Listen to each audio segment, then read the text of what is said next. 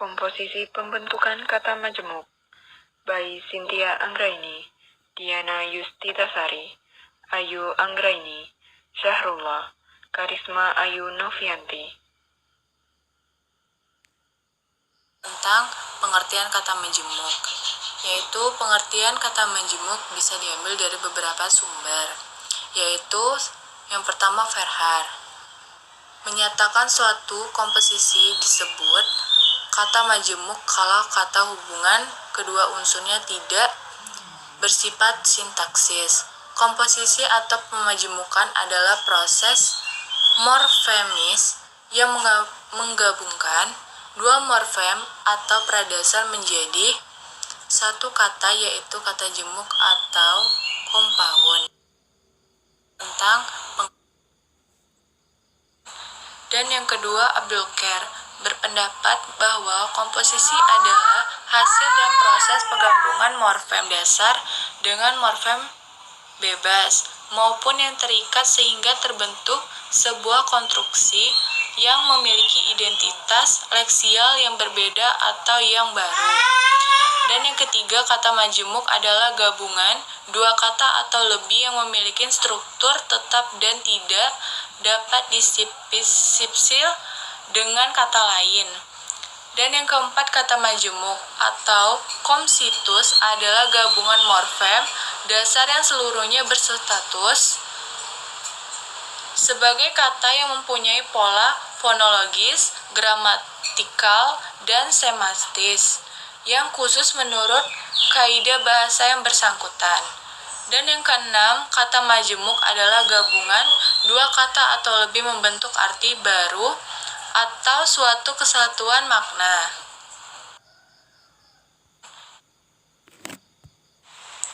Dan yang ketujuh, pendapatan Ramlan tentang kata majemuk adalah suatu kata baru yang merupakan gabungan dua kata sebagai unsurnya. Dan yang kedelapan, Sultan Takdir Ali Syahbana berpendapat bahwa kata majemuk adalah suatu kata yang memiliki makna baru yang tidak merupakan gabungan makna unsur-unsurnya. Dan yang kesembilan, Kridalaksana menyatakan kata majemuk haruslah tetap berstatus kata. Dan yang kesepuluh, menurut Seo Digito, kata majemuk adalah hasil dari proses penggabungan dua kata atau lebih yang menimbulkan satu makna baru khusus. Dan yang ke-11, kelompok linguis yang berpijak pada tata bahasa struktural menyatakan suatu komposisi disebut kata majemuk jika di antara unsur-unsur pembentukannya tidak dapat disisipkan apa-apa tanpa merusak komposisi itu, atau jika unsur-unsurnya tidak dapat dipertukarkan tempatnya. Dan linguistik kelompok lain ada juga yang menyatakan sebuah komposisi adalah kata majemuk kalau identitasnya leksianal komposisi itu sudah berubah dari identitas leksial dan unsur-unsurnya.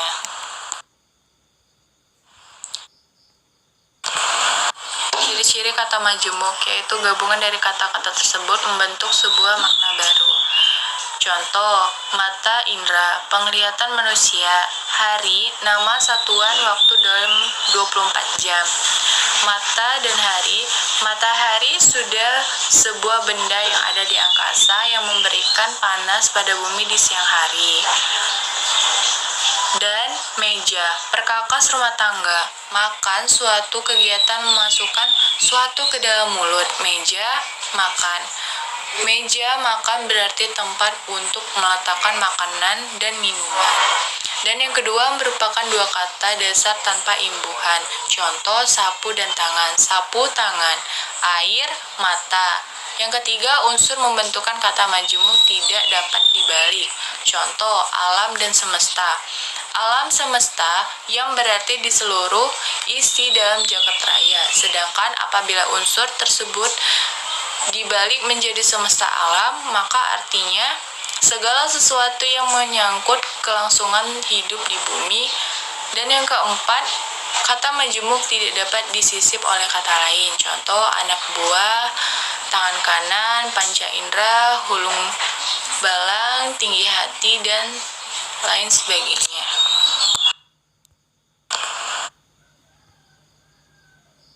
Klasifikasi kata majemuk. Klasifikasi kata majemuk berdasarkan metode penulisannya. Klasifikasi kata majemuk berdasarkan kelas atau golongan kata pembentuknya. Klasifikasi kata majemuk ditinjau dari segi hubungan kata pembentuknya.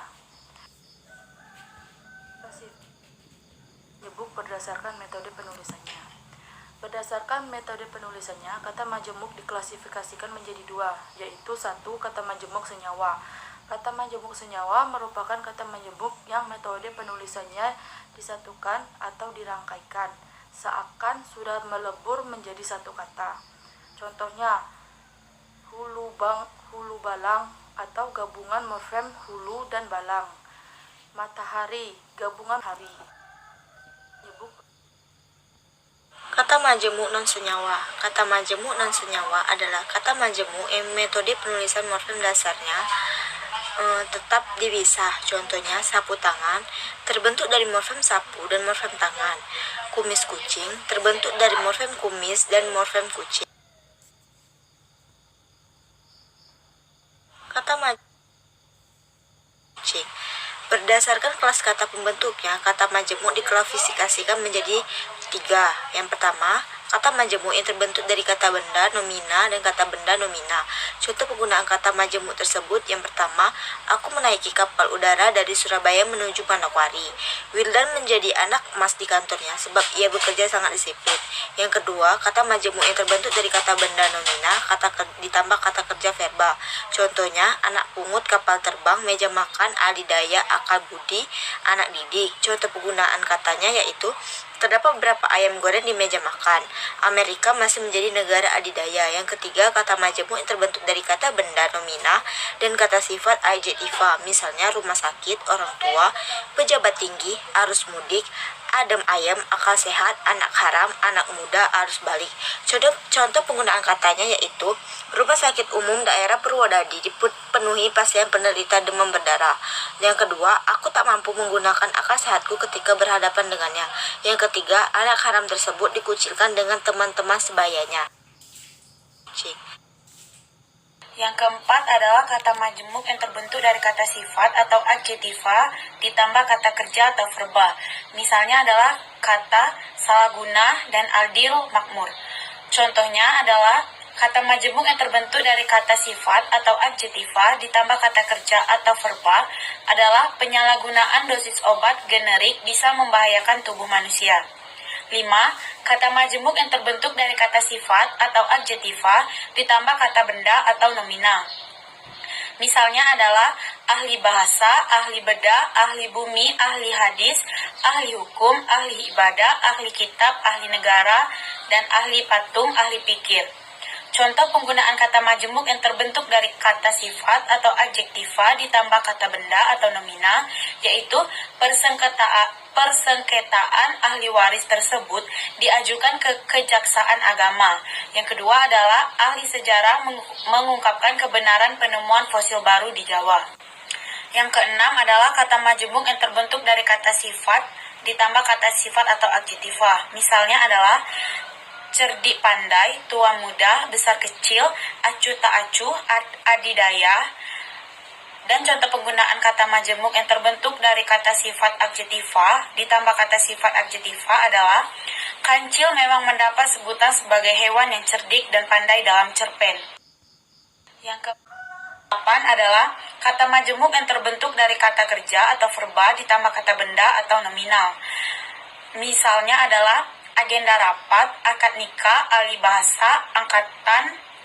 Contoh penggunaan kata majemuk yang terbentuk dari kata kerja adalah: kedua mempelai tersebut melangsungkan akad nikah di dua kecamatan Grobongan.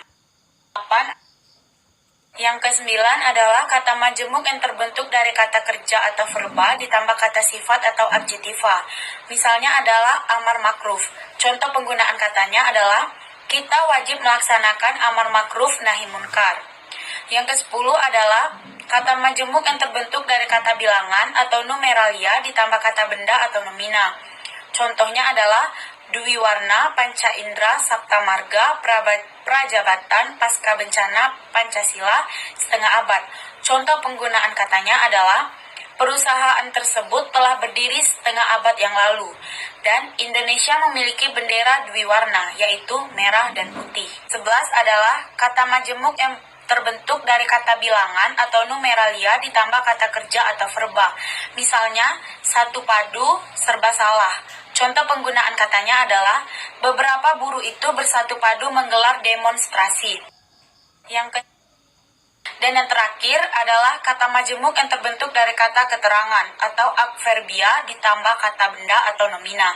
Misalnya, abad keemasan, acap kali, alat dapur, alat ukur, dan aneka warna.